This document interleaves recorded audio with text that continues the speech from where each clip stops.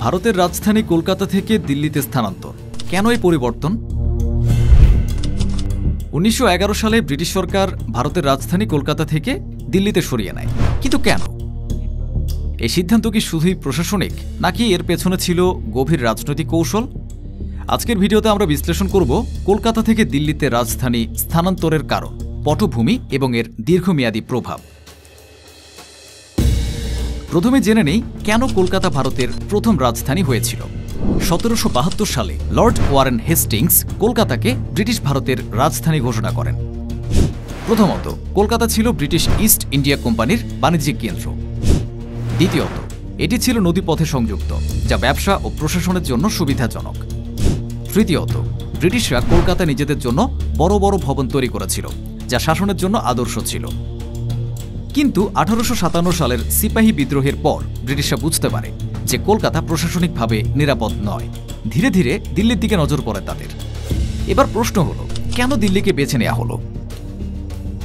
প্রথমত, দিল্লি ঐতিহাসিকভাবে ভারতের কেন্দ্রস্থলে অবস্থিত। এটি প্রশাসনিক কার্যক্রম পরিচালনার জন্য ভালো অবস্থানে ছিল। দ্বিতীয়ত, দিল্লি ছিল একসময় মুঘলদের রাজধানী, তাই এটি দখল করলে ব্রিটিশদের শক্তির প্রতীক হিসাবে কাজ করত। তৃতীয়ত, কলকাতা ছিল বিপ্লবীদের ঘাঁটি। স্বদেশী আন্দোলন ও বিপ্লবী কর্মকাণ্ড দমন করতে ব্রিটিশরা চেয়েছিল প্রশাসনকে সরিয়ে আনতে।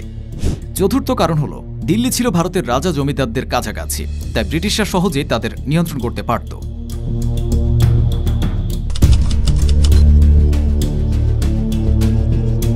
উনিশশো সালের 12 ডিসেম্বর দিল্লির দরবারে রাজা পঞ্চম জর্জ ঘোষণা করেন ভারতের রাজধানী কলকাতা থেকে সরিয়ে দিল্লিতে নিয়ে যাওয়া হবে। এরপর শুরু হয় নতুন রাজধানী তৈরির কাজ। বিখ্যাত স্থপতি এডউইন লুটিয়েন্স ও হাবার্ট বেকার ডিজাইন করেন নতুন দিল্লি। 1931 সালে আনুষ্ঠানিকভাবে নতুন দিল্লিতে ভারতের রাজধানী স্থানান্তর করা হয়। দিল্লিকে রাজধানী করার ফলে এটি ভারতের শক্তির কেন্দ্রবিন্দু হয়ে ওঠে। ব্রিটিশ সরকার দিল্লি থেকে সমগ্র ভারত শাসন করতে আরও সুবিধা পায়। কলকাতা ছিল বিপ্লবী আন্দোলনের কেন্দ্র। বিশেষ করে স্বদেশী আন্দোলনের পর ব্রিটিশরা বুঝতে পেরেছিল যে কলকাতা বিপ্লবীদের জন্য বিপজ্জনক হয়ে উঠছে, তাই প্রশাসন সরিয়ে নেওয়ার মাধ্যমে তারা আন্দোলন দমন করতে চেয়েছিল।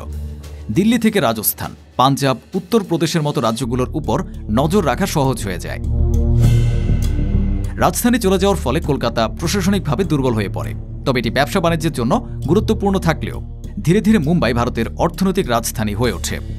ব্রিটিশ স্থপতি এডউইন লুটিয়েন্স ও হারবার্ট বেকার দিল্লির নতুন স্থাপত্য ডিজাইন করেন, যা আজকের লুটিয়েন্স দিল্লি নামে পরিচিত। বাংলার বিপ্লবীরা মনে করেছিল যে রাজধানী সরিয়ে নেওয়ার মাধ্যমে ব্রিটিশ সরকার তাদের দমন করতে চাইছে। এর ফলে ব্রিটিশ শাসনের বিরুদ্ধে ক্ষোভ আরও বেড়ে যায় এবং ব্রিটিশ বিরোধী আন্দোলন আরও তীব্র হয়ে ওঠে। আপনার কি মনে হয়, ব্রিটিশরা কি সঠিক সিদ্ধান্ত নিয়েছিল, নাকি কলকাতাতেই ভারতের রাজধানী রাখা উচিত ছিল? আপনার মতামত কমেন্ট বক্সে জানান। আর যদি এমন ঐতিহাসিক ভিডিও আরও পেতে চান, তাহলে সাবস্ক্রাইব করুন চ্যানেলটি। ধন্যবাদ।